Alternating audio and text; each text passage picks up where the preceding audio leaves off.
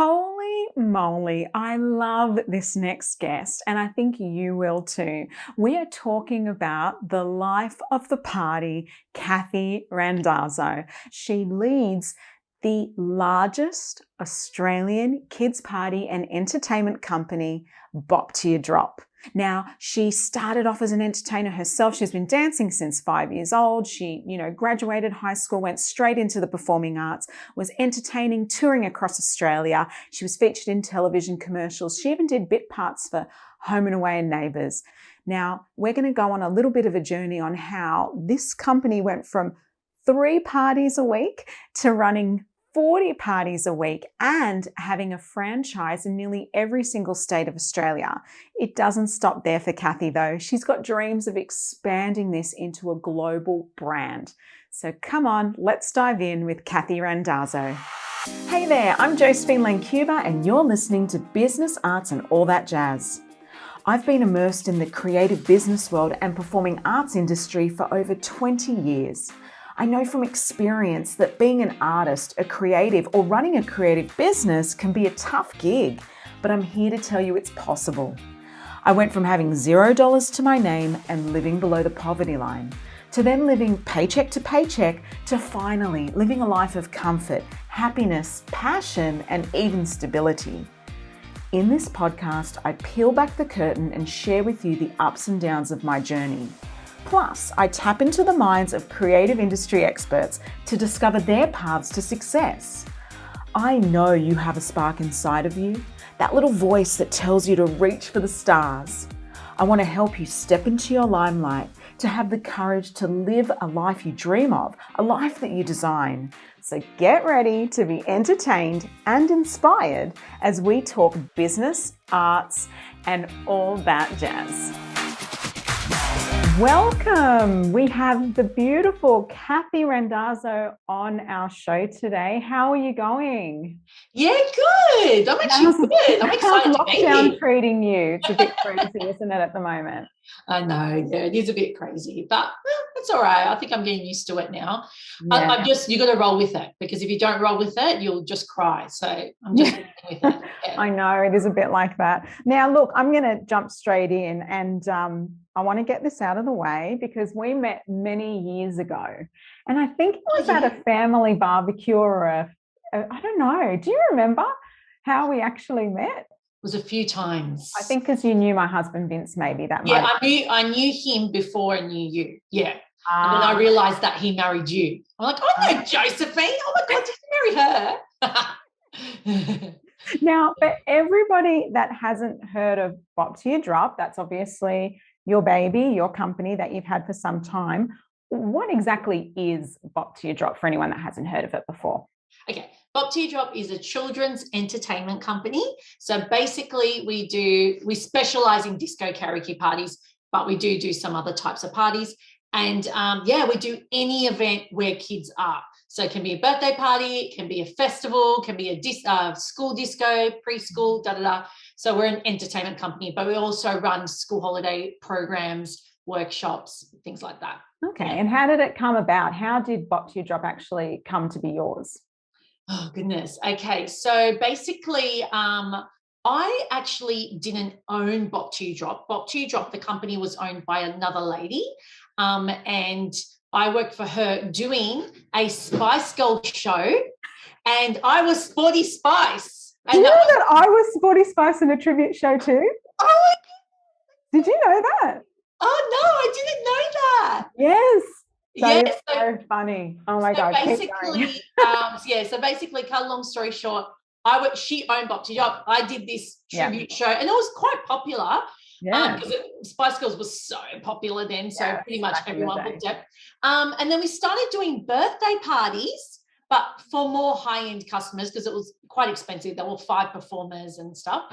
Yeah. And then actually at a birthday party, this little girl, the birthday girl, said to me, I'm a really good singer. Can I sing on the microphone as well? And I was like, no, because, we've sort of finished and the show's over. And also being a singer, as you would know, there's like germs and the microphones are really expensive. They're not like, whatever.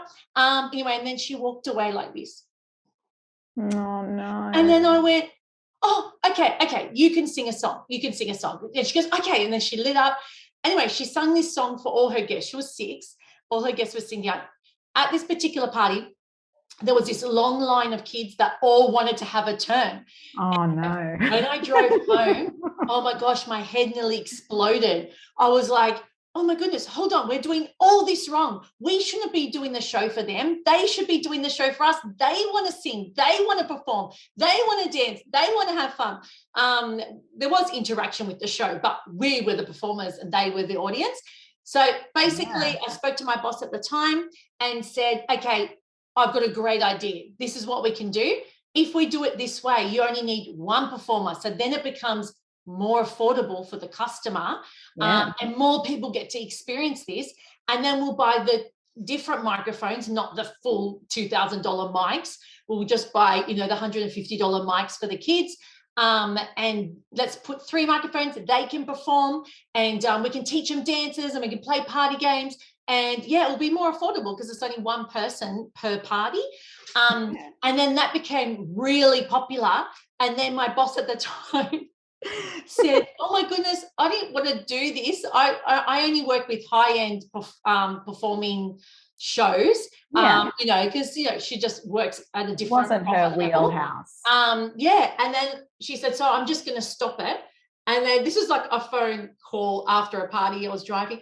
And I said, no, I don't stop it. I'll do it. I'll buy it off you. So that's what happened. So then I went into agreement with her. I bought the company off her, and then I just continued to grow it. How long ago was that?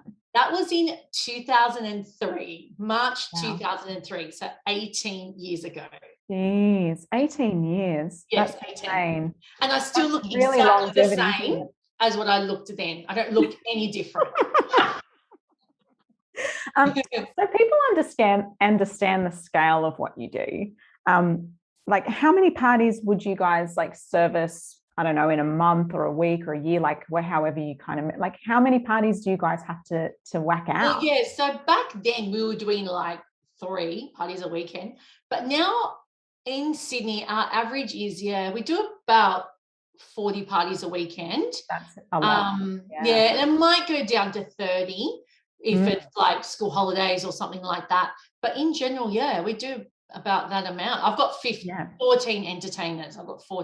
Yeah, and it's funny because here you are doing 40 parties a weekend, and all of us parents are planning that one birthday party for 3 months, and you're 40 every weekend. So that's a big thing. I actually always remind our entertainers when we do quality control and our meetings. I always say, just remember, this might be your 3rd party that weekend or 4th party, whatever, but to them, they do it once a year. So it's a big deal. And also, I'm a parent too. I didn't even have birthday parties for my own kid every year. We always skip a year. So it's every 2 years. So it's a big deal to them and the child as well. Yeah, absolutely. And I suppose that you really need to cherish it that way as a business. Otherwise, people just wouldn't come back. They want to feel like you're there for them. That's their one and only moment, So I totally get that. Now, that's obviously New South Wales only. Now, I dare say that you may very well be the largest kids party company in Australia. How does that make you feel? I feel good because I work really, really hard. I put my whole heart and soul into that business.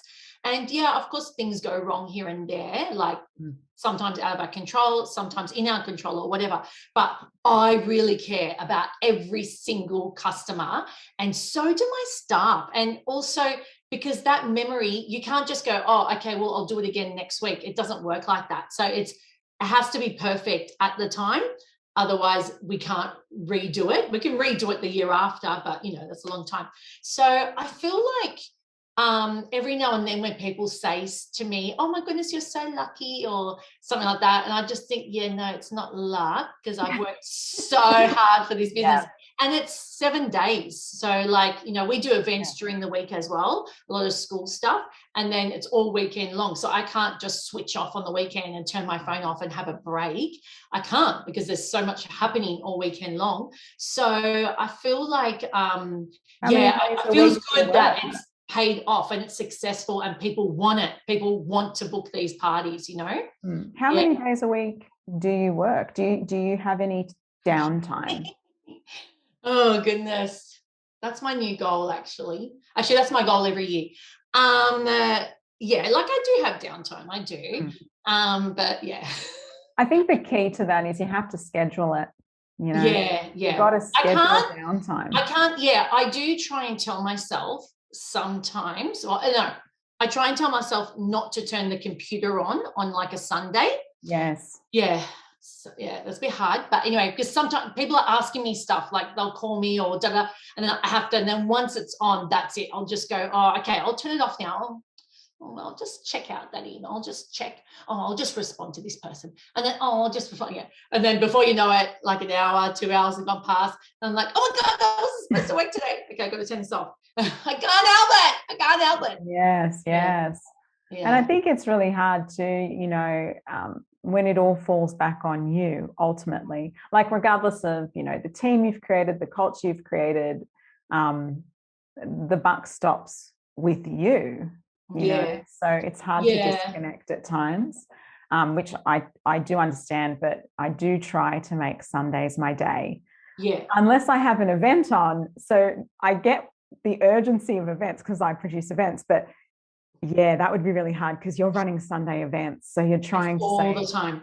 But Josephine, sometimes it's fine. Like sometimes nobody will call me, but like we're running like 40 events in Sydney. There's like about, I don't know, 15-ish in Perth and maybe 10 in Adelaide. So altogether, it's like nearly 70 events a weekend. So of course there's going to be something. Of course someone's going to ask a question or call or want to change something. Yeah. I have customers that change their venue last minute. They're like, oh, we're not going to do it there anymore. We decided to do it at home. Or, oh, we've decided to do it at home. Like they, you know, so to them, they're just one phone call. So they think nothing, but there's like a whole process that, you know. Yeah, absolutely. But to be honest, that's not all the time. Like I'd be lying if I said I worked every single Sunday all day long. Yes, I answer the phone. I'm religiously glued to my phone because I have to.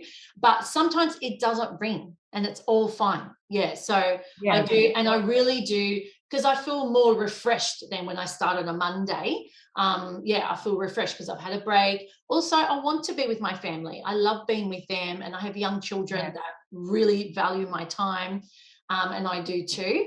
And it's, you've got to have a balance. Otherwise you're running on a treadmill that you never get off. So you need to get off, rest, and then come back on. Because then you can run faster. That's the way I see it. Now you mentioned, was it Adelaide and what was the other? Yeah, Adelaide and Perth. So how did you go about becoming a nationwide company? How did that come about? Yeah, so my first one was Melbourne. So I had a great idea because I love Melbourne, actually. I just thought, I want to expand Bop Til You Drop. I want everyone to experience one of these parties because I think they're great and I love them, and I can see that the kids love them. And obviously, I want to expand my company. So I started with Melbourne, and I ran Melbourne for 4 years, actually, from Sydney. And I would go there here and there, but then I just employed a manager who was really good. And she kind of like kept quality control of the entertainers. So, and then I started to, because you're not there, like you've got to be able to motivate your staff and be in, when they're not physically seeing you all the time. I felt like, I think it's time for me to franchise it and have a business owner that can do that role. So I did. And then I did the same with Adelaide. I advertised. I actually brought the girl from Adelaide to Sydney and I trained her here. And that was the same with Brisbane. And actually Perth, one of my entertainers worked for me for like 4 years, but she's from Perth, and she said, I'm going back to Perth now. And then I just went, oh, I've got an idea. Do you want to run Bop Til You Drop in Perth? So that's how that one happened. But then she went back. She already knew. And then I just taught her the business side. But so basically Brisbane, Melbourne, LA, Perth were all franchised, as well as Wollongong and Central Coast, Newcastle, because they're quite big. They're all franchised. And then only, because the reason why I chose to franchise was because of the quality control. I wanted that owner to connect with their staff and want the best out of their staff, and then the staff will want the best out of them. You know, it's that because you have a close relationship. Yes. And anyway, so that happened. And then, but last year during Corona, Adelaide and Perth both sort of crumbled. And they just because there was so much pressure with, you know, when you've got all these bookings and then they're all cancels and da. So I picked up the pieces, obviously. I was like, yep, that's fine. I picked up the pieces. I continued to grow it. And I just employed new staff. I've got a manager there now. And I don't know. I don't know if I'm lucky or something happened, but I have the best staff there. So it actually runs really smoothly, like I'm there. And I think we're so lucky these days with all our technology. We use everything. We use our WhatsApp group. We use Marcos, which are video. It's like a Snapchat. We do Zooms all the time. We do, you know, like we do so much. So actually, I feel like because I talk via video a lot to them on purpose because I don't physically see them. And since I've taken over, it's just kept growing. So I thought, okay, maybe I'll just continue this and not sell it as a franchise.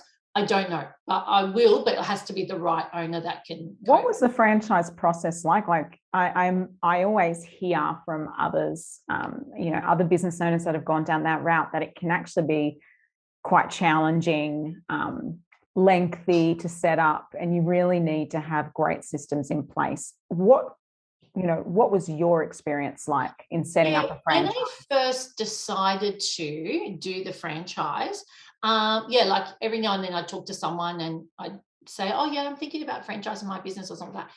Anyway, like a lot of them would say, oh yeah, it's like really expensive, or the same, that lengthy, and so many this, and you got to follow the franchise code conduct and blah, blah, blah. Anyway, and then I spoke to my solicitor that drew up my entertainers contracts and stuff.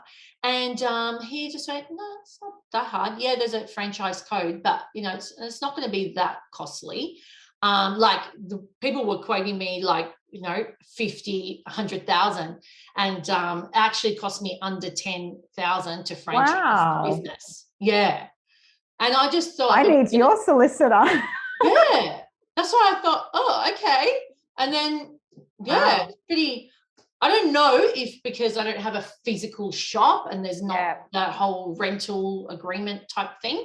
I'm not sure, because this is a mobile business and you can run it from anywhere, the office side of it. So basically, so when I spoke to him, I just went, oh, it's that easy. Okay, cool, I'll do it. And then I did do it. And then, I think it's just finding the right person that you trust. That is harder than doing up all the agreements and stuff like that. What's your secret to finding a great team, to creating that team culture and those members of staff that you trust? Yeah, I feel like they need to know the business really well. So I wouldn't jump in with anybody new.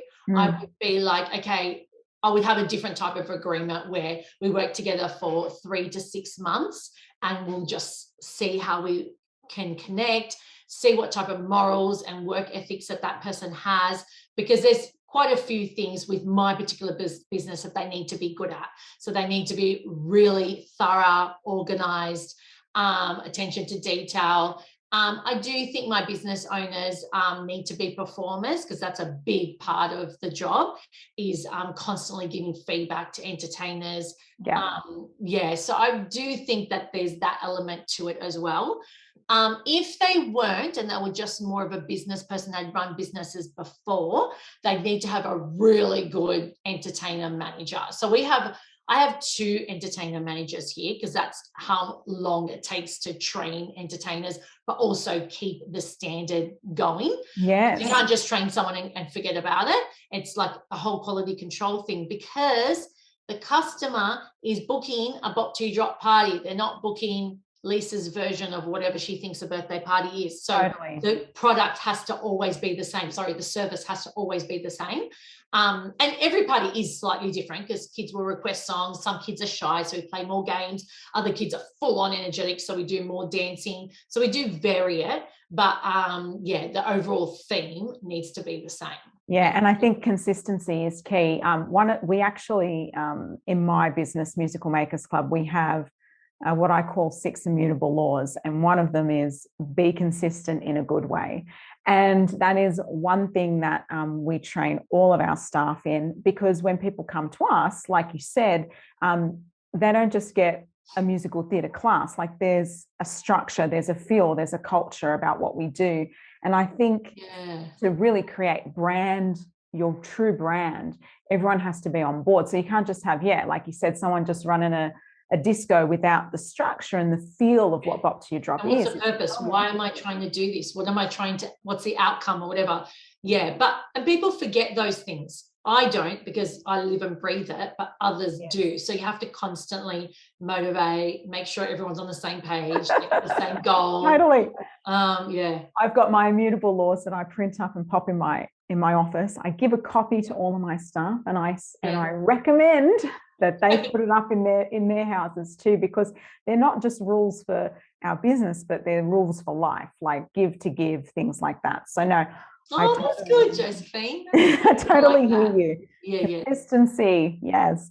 Okay, so, obviously being in the entertainment industry and with coronavirus, tell us about the impact that that's had, because we know a lot of businesses out there have suffered greatly during this time. We know the arts sector and the entertainment sector has just really copped it in a really big way.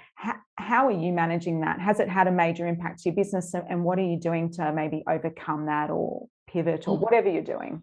Okay, well, obviously, it's kind of like really hard to run a children's entertainment company when you're not allowed to entertain. Absolutely. It's kind of like really hard. And most of our events are big events. That's our big thing, because our whole philosophy is to not leave anybody out, to not leave children out. So when our prices are for 30 kids. So if you invite 2 kids or you invite 30, over 30, it can get a bit hectic at a birthday party. So we just have a set rate for 30 children. So we tell the parents, you can invite the whole class and and then we do charge a little bit extra after that, just for the prizes that we give out and wear and tear of the equipment and stuff like that. But so most of our events are big events. So anyway, at the moment, in lockdown, you can't have anyone over. But even when it gets to 5 people or 10 people allowed in your home, our business doesn't work that well in those environments, because most people will just invite the whole class, or, once, you invite 2 friends and their parents, so it's been very difficult. But so I did really cry when Corona first happened, because I was in shock. But I think we were all in shock because we had never experienced this before. This time around, it's different because we have experienced it before. And I think, more my fear is that just the fear of, is it ever going to come back? Is it ever going to, am I ever going to get my customers back, or people going to book because then they'll be too scared to book, or what's the world going to turn into? That's my big fear. But after a while, we realized that people love discos. They love discos. And then I started offering virtual discos, because I was like, so at first, it took me 3 weeks to get to that, actually, which is... That's not very long, Cathy. Oh, okay. You did well. To me, I was like, in the beginning, I was thinking, oh my gosh, how am I going to do this? How am I going to... It took me like 3 weeks to think of the whole virtual disco thing. Because I thought, no, that's the whole thing about birthday parties, is that the kids are interacting, we're interacting. Wow, that's great dancing. So we're all interacting. That's the party. And that's what makes kids feel good about themselves, because someone's, constantly reinforcing positive reinforcement. So I was like, that's not going to happen on the screen if everyone's dancing by themselves in their living room. But as a nation, I think we all adapted to that being normal, and that Yeah. but the best thing was when we did do the virtual event, kids loved it. And they still danced and had fun, and we did still interact with them. And yeah, it was kind of like the same outcome. They still, all really enjoyed it. So from anything, yeah, like from a financial perspective, no, that's like way less. Also, we charge way less for a virtual party Right. than, it's more than, I think it's like a tenth of the amount that we would normally be getting. So financially, no, it's not good. But the good part about it is that it gave me the confidence, and it made me feel good because I realized that these people love discos, that they're willing to do it no matter what, even if it is via Zoom, they still really love it. And it just made me feel like, oh yeah, people do really love Bop Til You Drop. That's why they're still booking. So yeah, so if anything, not about the money or anything like that, it was just that it made me feel good that people really do love this business, and that's why they're still booking. But obviously, if you've got all these employees and whatnot still Yeah. churning, I'm assuming that even though the virtual discos aren't as lucrative as live events, that you're still able to, it sustains the business for now to get you Yeah. through. Yeah. And it gives them my entertainers work as well. Yes. And they Keeps still them able connected to you, doesn't it? Yeah, that's right. Yeah, that's right. And yeah, and just being out there and people still thinking about it. Oh yeah, and even when the first school disco booked, I thought, oh my goodness, as if a school is going to book a virtual with like 200 kids, as if they would do that. But then when they did, I was so shocked, and it went so well. Like they all, for the kids, they got to connect to each other and see each other. So it was really good for them, because as a parent too, that's the one thing that your child misses, is connecting with their friends. Yeah. So yeah. Okay, cool. Yeah. And anyone that knows you in real life knows that you're a bit of an energizer bunny. How do you keep your energy up after all these years? Like, you've been not just as a person and as a human being, because you're always really vibrant and it's infectious, but how do you keep your energy up for your business? Like, do you still run disco? Like, tell us about that. Like, how are you keeping your energy at such a high level? Okay, I think I know how. Because when I was younger, look, I've always been an energy person anyway. Like, I'm not the type of person that sits on the lounge or watches TV.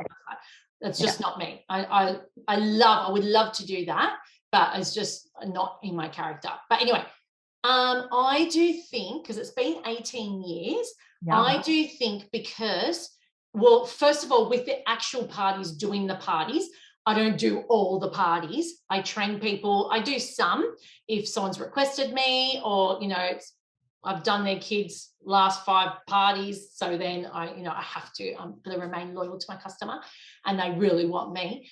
But otherwise, no, I just train the entertainers. But there is a lot of energy in all the parties. Like, you do have to have a lot of energy, but I'm not doing 6 parties back to back all weekend long. So I would say that, yeah, sometimes in a month I would only do 2, for example. And sometimes 1, and sometimes so I think if I like to say to you right now, no, I've always got energy, because my whole heart and soul is in this business. That's why I have so much energy. But no, there is a certain point where you can't sustain working 7 days a week, morning to night. That's not humanly possible. But with the actual physical parties, yeah, I don't do that many. Obviously, there's 40 parties. I'm not doing all of them. No. And the other thing is, yeah, I think, I don't know, I've had 2 children. My children are 9 and 6. And I remember, I think a lot of people, I heard it a few times, would say to me, oh, yeah, but when you have children, because they could see that I was so passionate about my business, and so, yeah, I'm like, my whole heart and soul's in it. And they'll say, yeah, but when you have children, that will change, because, they become your world, or, Yeah. And actually, no, that didn't happen. Because I when I totally became a mum, I realized, on the other side, of how important it is to a mum, and how much the mum really wants their kid to have the best party ever because they love them so much. So then I became even more passionate because I was on the other side of experiencing being a parent. Whereas before I was more focused on the kid. Like, I just want the kid to have the best time. And then when I became a parent, I was like, no, I want the mum to have the best time. I want them to relax and have a glass of champagne and take some photos and talk to guests.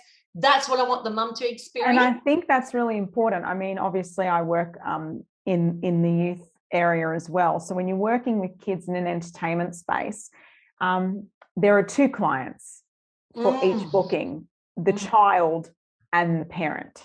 Yes, definitely. So, and each of them have different needs. Yeah.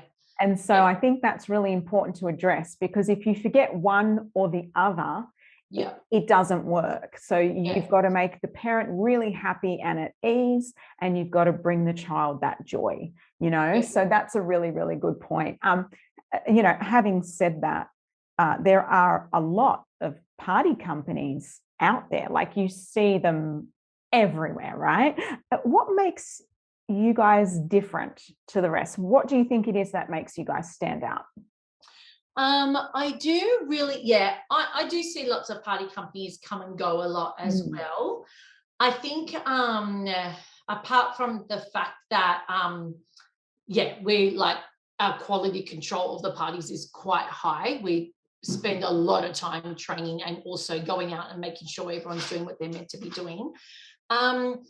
I do really, really think from the entertainers that tell me, because some of them will come to me and they've worked for other businesses or whatever, they often always say to me, actually, one thing they do say is that they love working for Bop Til You Drop because we care so much, our hearts in it so much. They'll always say that because anything that happens during their job, I'll always, every week, we pretty much talk to everyone every week, and I'll always ask them a million questions like, oh, what happened? Or where was the parking? Or you know, whatever. So we try and make their job as easy as possible, and we want them to really enjoy the job. But I feel like from all the entertainers that have worked for me, that, I think it's that they feel really supported. That's one thing that they say a lot, is that they say, I feel so safe in this job and so supported that I can always come to you and talk about what happened or whatever. And I think when entertainers feel supported, they feel valued. So therefore they want to give the best performance ever for that customer. And like you, we have the two big quotes of what you're trying to achieve at every party. And it's about making that child and parent, it's about how you make them feel, because people won't remember what you do, but they'll remember how you made them feel. So you've got to make a difference for that person's day and make sure that that child feels like the most important person, because it's their special day. It's the only day they get to do that. And the parent too. So we want them to feel like, you know, whatever. So I feel like that might be the difference, because a lot of them will say to me, oh yeah, they just, I don't know, whatever. Hey, I can't do every single party in the whole of Australia. We have to have other companies and we can all share the work. I'm really for that, because even my own kids don't want a Bop Til You Drop party every year. They want different things as well. Like, so, so I feel like competition is good, and we need it, and we need variety and all that stuff. But if I was to say that one thing that makes me different, I would say that from what I've heard, my staff will always say that they always feel so supported and nurtured, and therefore, and I've heard it said before. I think I was listening to a podcast by Tina Tower, and she said, a boring business is a good business. And what I mean by that is not that your business is boring by any means, but that you've really stuck to one thing and you've been focused. And I think that's a testament to the success, because, you know, as entrepreneurs, it's really easy to go, oh, there's a new shiny thing. Oh, there's a new shiny thing, and get distracted along the way. Whereas you guys have really mastered the disco. And people know if they want a kid's disco, we'll call Bop Til You Drop. Like, that's the thing. So when I talk about being boring, what I mean is just having that focus, that tunnel vision of we're going to do the best bloody disco, Yeah, we do specialize in that, and I think we do that really, really well. So yeah, you've also got another. Do you have what was it? A little spin-off called Dance to You Drop? Yeah, Dance to You Drop is a dance company, but we do dance programs for primary schools. So for primary and preschools, like in their PE time type thing. How is that going? That particular one? Yeah, well, same COVID. It's the same thing happens. Obviously, when kids aren't at school, we can't do it. But yeah, I think it's good. It's nowhere. It's sort of a spin-off, and I have another business partner that helps me with that. It's nowhere near as successful as Bop Til You Drop, but I only think it's not because I don't have time. I don't have time. So basically, you can't do all the things. I don't do active marketing for it. I just but we do get lots of customers, but they're through leads and stuff like that. All right. So who inspires you? Me? Oh my goodness. Okay. Oh, this is nice. Okay, I know this is weird, but I don't know if it's weird. Anyway, I really, really love Richard Branson, and I've read like about 5 of his books, and I really follow him. Anyway, because there's so many things that he says, and they're just spot on for me. His personality is like similar to me in terms of heaps of things that he would say and write. Oh, God, I could tell you so many. And I think, oh my goodness, I think like that. I think I should be Mrs. Branson. Why not? Yeah, but also because, his ideas were really bold, but he also worked really hard, and I think people didn't see that as much. And he's very brave, and when he thinks something, he'll just go for it and not care how much hard work it is to create that. He just won't stop. He'll just keep going. Have you been to the island? No, I haven't. Yeah, there's a cruise you can do on that. I know. I heard it's like $30,000 for 2 days. And guess what? I know one of the people that runs it. Oh. Yeah, I know one of the people that runs it. So it's a friend of a really good friend of mine, because she told me about it. Anyway, that would be amazing. That would be amazing. Well, I know what to get you then. My birthday gift. For your next birthday, screw a Bop Til You Drop party. I'm going to Richard Branson's island. What are you talking about? Yeah. Okay, so before we wrap up today, I want to ask, what's next for Cathy? Oh my goodness. Okay, do you know what? I have lots of big ideas about expanding and all that. I think now, because I'm in COVID, all I want is to just be able to do face-to-face parties again and to be really good at that and to provide the best experience possible to my customers. Because I'm not currently doing that because, obviously, because of COVID in Sydney. But yeah, for Bop Til You Drop, I do want to expand it to every state. I do want to expand it to New Zealand. And I'm thinking of taking on the world. I'm thinking of putting it in every country. I love that. Oh my gosh, I always think of LA. much. Do you know that's what I do in my spare time? I look up, I'll Google, I'll go, oh, what about LA? What do they have? And I always think, they don't have, I can't find on Google, a really good disco karaoke company. I find lots of character ones, but I just haven't found, I think I would do so well there. So anyway, yes, that's what I want to do. I do want to do that. Amazing. Yeah. All right. Well, thank you so much for coming on today. It's been a pleasure. I always love having a good chat with you. Thank you so much. And thank you, Josephine. Yeah, is there any sort of website or link that people can find you at? Yes, definitely www.boptilyudrop.com.au. Right, and we'll pop that in the show notes for everyone as well that's interested if you want an amazing kids party. All right, and we're doing virtual school holiday programs actually. Yes. So make sure you have a look at that. Perfect.